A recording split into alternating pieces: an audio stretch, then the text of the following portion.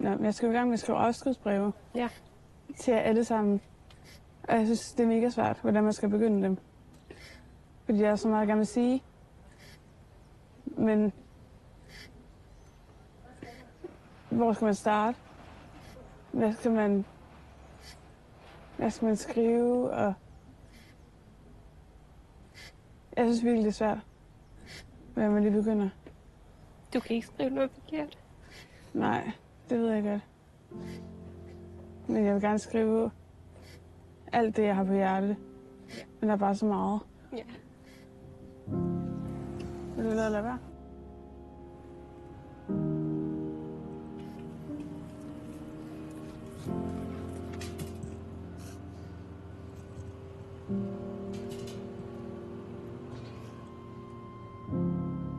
Jeg bekymrer mig rigtig meget om mine forældre.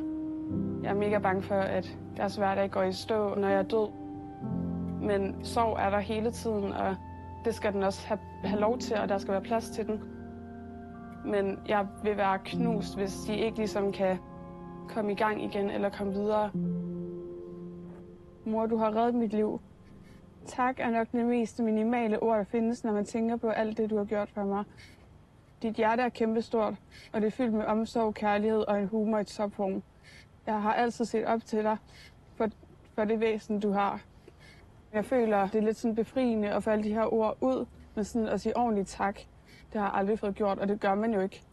Nogle gange har jeg jo sagt tak til mine forældre for det, de har gjort, men så har det været sådan lidt henkastet, når de har været på vej ud af døren. Så det er en eller anden form for befrielse, at de får sagt sådan et kæmpestort og ordentligt tak for alt det, de har gjort for mig.